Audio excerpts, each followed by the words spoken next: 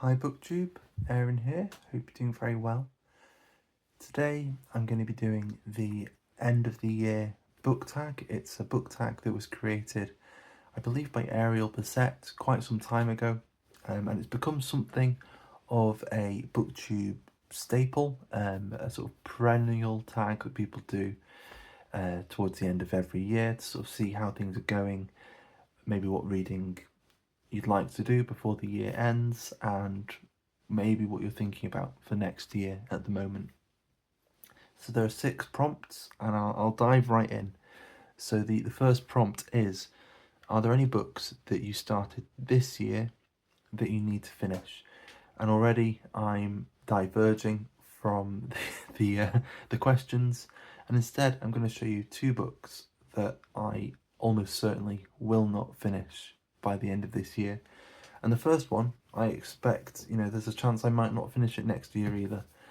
And that is Robert Burton's The Anatomy of Melancholy. I started this December last year. It was a Christmas present, and I was really excited and started reading it straight away and really enjoyed it. I do find it fascinating and odd, but I would like to. I essentially just need to give it more time. Then, in early January, I started reading Ovid's Metamorphoses. I also started reading Montaigne's essays, and then all kinds of other bits of fiction and other bits and bobs that were sort of distracting me from reading this. And then I, by about around April, March time, decided to devote more time to reading Montaigne's essays, and then there were just other things that I wanted to read that weren't The Anatomy of Melancholy. So by about May, I put this on pause, with no real plans on when I'd pick it back up again. And what I'm kind of thinking is I may even need to just restart this from the beginning. And I think with the way that my brain works, it would work much better if I were to devote a month or maybe even 2 months, where I'm reading no other fiction or no other prose, and I just read this, and maybe I read some poetry on the side. It might make for quite boring end of month wrap ups on BookTube, but just as a reader and as just the way my mind works, the way my curiosity works, I think that might be the best way forward. But we'll see how that goes, because as we'll see at the end of the tag, I have a few things, a few different directions that I'm being pulled in for my ideas for next year's reading. But one of the other things that I almost certainly will not finish by the end of the year are the Cantos by Ezra Pound. And these, if you're not aware of Ezra Pound, were essentially almost his life's work. He started work on them in 1915. In book form, they were first published in 1930, the first volume of them, and he kept on working on them for the rest of his life.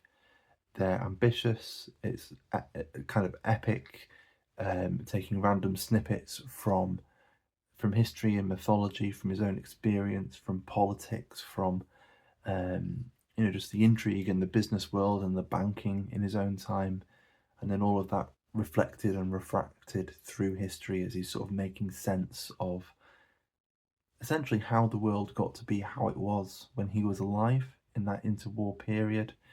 And I think he really wanted to avoid war, and it's a kind of a poem about trying to investigate what causes war. But then, of course, World War II happens, and Ezra Pound's politics go quite crazy, and so it diverges from its path. But it is certainly very fascinating. And me and Alan from Big Hard Books and Classics have been reading it since August, and I'm like, a quarter of the way through or something. So it'll certainly see us through a good chunk of next year as well, I think. The second prompt then is, Do you have an autumnal book to transition into the end of the year? Um, and this is always one I feel a bit odd with. I don't have specific sort of autumnal books that I come back to. Instead, I picked up a book that has shaped my kind of mood and the kind of um, kind of, I don't know, ambience of my of my reading and just of how I'm feeling, I suppose, in this part of the year of my autumn and maybe much of my winter. We'll see how it goes. And that's The Goldfinch by Donna Tartt. And it's just kind of the mood and the world of this book. Um, I don't really know how else to put it, but the way this book sort of made me feel has sort of lingered, and it'll be the kind of landmark book, I think, of this part of the year for me. And then number 3 is there a new release that you're still waiting for? There isn't. Number 4 is what are 3 books that you want to read before the end of the year? I'm not going to pick any books I'm currently reading, and there's another book that I do want to read later this year, but I'm using it for another prompt, and so I want to try and not repeat books. So here are 3 books that I hope to read later in the year. At the moment, I'm currently in the midst of a Faustian project where I'm reading books about Faust. I started last month with Dr. Faustus by Christopher Marlowe, and then this month I'm hoping to read Goethe's Faust, and we'll see how it goes. I'm hoping it won't spill over into 2 months, so I can wrap up the project with the year, but we'll see how it goes. This is certainly one that I'd like to get to. The other then, and I'm thinking that every year, sort of between Christmas and New Year, I like to read a book that kind of feels like a cozy present to myself. It's kind of how I think about it. I think last year it was A Time to Keep Silence by Patrick Leigh Fermer, and often books by authors I've enjoyed in the past. So it'll be a new book to me by them, and so there's that element of discovery, but also a kind of coziness and familiarity.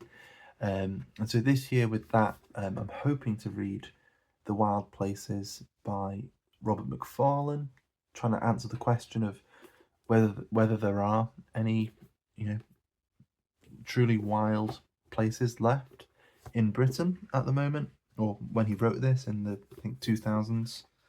I just realised there was another bookmark in here that I didn't know there was. That's quite nice. From Fred's Bookshop in Ambleside, in the Lake District, which is lovely. Yeah, when was this from? Yeah, 2007. And then the other one I'd like to get to is a work of experimental poetry that I hauled recently, and that is Drift by Caroline Bergfull, which looks really fascinating. And I'm just really intrigued by it, and I want to see if I suppose whether my curiosity is satisfied. So we'll see how it goes. So there are the 3 that I'm hoping to read. And like last year, there's a bit of a colour theme, I suppose. Last year it was more autumnal and sort of oranges and browns, and this year it's wintry and frosty. So we'll see. I'm hoping to read all 3 of those this year. Number 5 then is there a book that you could is there a book you think could shock you and become your favourite book of the year? And who knows, really? It could be any of those. It could be anything I'm reading at the moment. And sort of speaking of which, I'm currently partway through The Shadow of the Wind by Carlos Ruiz Zafron. And I just really enjoy the way he writes. and just the whole mood of the book, um, and just some of the character interactions, both of which are a nice sort of balm to the intrigue and darkness of the plot. So it's definitely a kind of comfort read to me, and so it may not end up being my favourite book of the year, but yeah, it's certainly trying its best. Um, and then as I said with my um, Faustian project, um, the last book in that project that I'm hoping to read in December is Thomas Mann and Dr. Faustus. And I mean, I love Thomas Mann. That's coming from me where I've only read The Magic Mountain. I read it a couple of times, and I've read some of his short stories. But already with that, I know he's an author I love and I enjoy spending time with. And I've heard from a number of people that this is a challenging book, and so it's probably going to be quite different to what I expect, but we'll see how it goes. It's about 500 pages, and so at least in terms of length, it's not quite as chunky as The Magic Mountain, but I'm still gonna probably go quite slowly and see how it goes. And with what I know of Thomas Mann and my relationship to him, I'm hoping very much it will at least be one of my favourite books of the year, but time shall tell. And then the last prompt then, number 6, this is the prompt that's going to get in the way of me finishing the Anatomy of Melancholy. It's have you already started making reading plans for next year? And I have, and these are just some. This is just kind of a sketch. I've got a note in my journal of probably about a page. No, it's about 2 pages of books I'd like to get to, and that's coming from me at the moment, where really in my reading life I'm not trying to make too many plans at all, and so who knows how bad it would be if I was really doubling down on planning what I read each month and stuff like that. But we'll just go through, and this is just kind of how it's feeling at the moment. One book I'd really love to get to would be Monsieur Proust by Celeste Albaret. Celeste Albaret was, I think, Proust's housekeeper, and there's a maid in I think who works in a hotel in In Search of Lost Time, who is based on her. So she has and is called Celeste Albaret. So she has a kind of namesake in his fictional world, and essentially it is just I think it's essentially some interviews with her written up, just about her memories of life with Proust and what he was like. And yeah, I've been meaning to get to it for some time. I've heard it's very good, and we'll see. Yeah, but anyway, and it comes with lots of pictures. So that's what I'd like to get to. And then something I'd love to do next year is something I've been thinking about for a while, and that's a home marathon. I want to read 2 translations of both the Iliad and the Odyssey by Homer. So here I've got the Emily Wilson translations. So the Iliad, which I think came out last year, maybe, or maybe the year before. Now I've sort of lost track of time. But yeah, I've had this for a little while, and I've essentially bought it with the express purpose of reading it for this sort of home marathon project. And then as well, her translation of the Odyssey, which I've read before and I'm looking forward to rereading. Then also on my Kindle, I've got the Fagles translations of both. And essentially that's what I want to do over the course of a month or two, is to read, and I don't know whether I'd sort of read the Iliad twice back to back and read the Odyssey twice back to back, or whether I'd piggy jump it, and then whether I would read, the Iliad by Emily Wilson, then the Odyssey by Fagles. Yeah, I don't know how that would work, and then the Iliad by Fagles and the Odyssey by Emily. I don't know. I'm not sure if there's a way to do it that makes it fair that isn't two back to back. I'm not sure. Or whether I read both at the same time. I'm not sure, but it's something I'm going to think about and try to do next year, is to do a bit of a Homeric quest. And then I'd also love to reread everything I've got by one of my favourite poets, and that is Alice Oswald. I don't have all of her books. Maybe that's something I'll try and do next year, is to pick up the couple that I don't have, so that I could read everything by her in a year. That might be something quite fun to do. But so far I've got these few, I think it's 6 books. So we've got the Thing in the Gapstone style.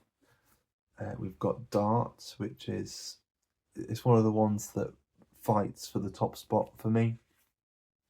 Woods, etc., which was my introduction to Alice Oswald. Then we have Memorial, which is an excavation of the Iliad. Then we have Falling Awake, which fights with Dart for the top spot for me. And then we have Nobody, which is a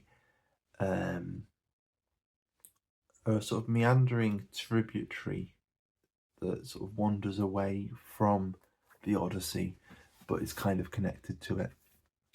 And so yeah, there are the 6 books by her that I already know, I've already read.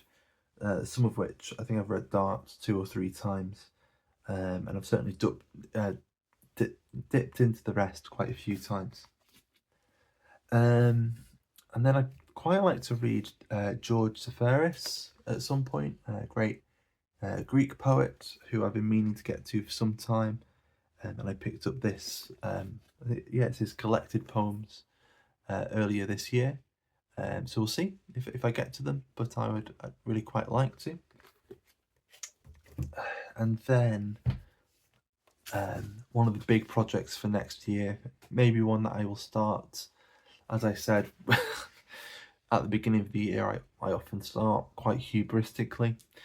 So depending on what I've finished, where I find myself in January, I might start reading The New Roman Empire by Anthony Caldelis, which is just just destroying the camera with this really heavy book. It's just a kind of a general history of Byzantium, so the whole Byzantine period. He has a few of the books that really zoom in on specific events and specific periods, but this is his more general history of the entire Byzantine period, which I'm quite a fan of. And then an author that I was hoping to get to this year and just haven't found time to, and I'm hoping to read next year, and that's Lawrence Durrell. And I would love to read his Avignon Quintet next year. I love the Alexandria Quartet. I read them last year, and so I'm quite confident that I will enjoy the Avignon Quintet. And then the last one, there's every now and then there's a handful of authors that I try to read every year, and even if they're not really favourite authors, I still just try to get to them regularly to get through the books of theirs that I've just had on the shelf for a while. And one of those authors for me is Umberto Eco. And I'm feeling like the one I want to get to next is one of the big ones. And then after that it'll be one of the ones that's not so famous. So we'll see how that goes. But yeah, I'm feeling like this is the one I want to get to this year. and that will be Foucault's Pendulum. So again, we'll see how it goes. Not sure exactly where it will fit in. And I mean, there are loads of others coming to mind. And I think I might just pause the camera to grab two more that have been, no, three more that have been really tempting me. And are they all quite big? They are all quite big. So this is getting quite hubristic, but I'm going to go and grab them anyway. So we've already mentioned Thomas Mann in this video, and I'd really quite like to read his sort of early standout novel, which is Buddenbrooks. I've read a portion of Buddenbrooks in the book of his short stories that I have. It includes one of the chapters from Buddenbrooks as its own sort of enclosed short stories. And I think it kind of gives you quite a big spoiler for Buddenbrooks, which is a shame, but I don't mind too much. And I was thinking of reading it for March of the Mammoths, only the stipulation for what makes a mammoth on booktube, according to Jason from Old Blues Chapter and Verse, is it has to be 800 pages or more.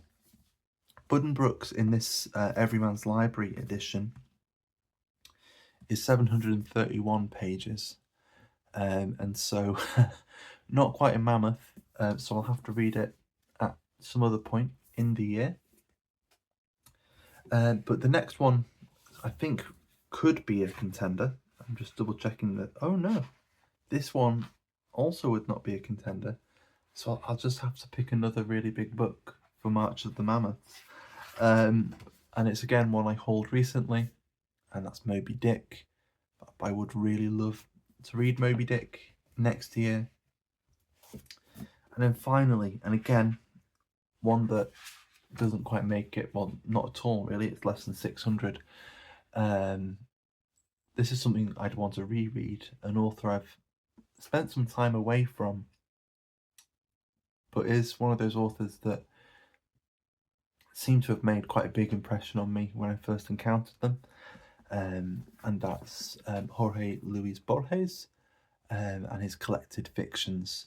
I mean, I picked up this Penguin Deluxe edition of his collected fictions about a year or so ago, with the express desire of doing a reread of his complete fictions.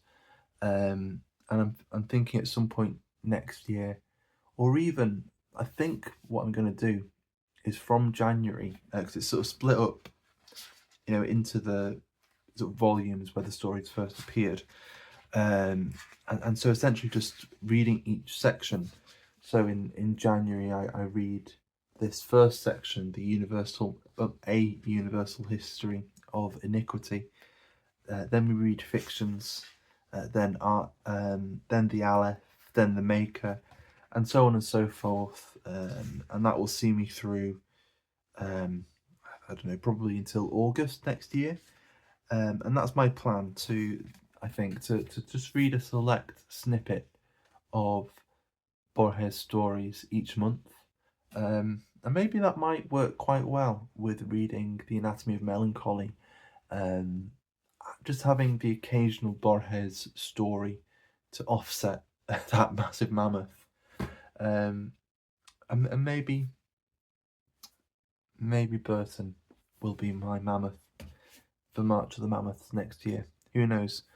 Anyway, that's how I'll leave it with me scratching my head about March of the Mammoths. Part of me wants to read Tale of Genji as well, but I don't think it's going to be next year. But we'll see how it goes. But anyway, for now, thank you very much for watching. Hope you're having a good autumn. Hope you're making some lovely plans for the what we have left of 2025. Hope you have some lovely plans for 2026. And yeah, we'll see how it goes. So for now, thank you very much for watching, and I'll see you soon. Bye bye.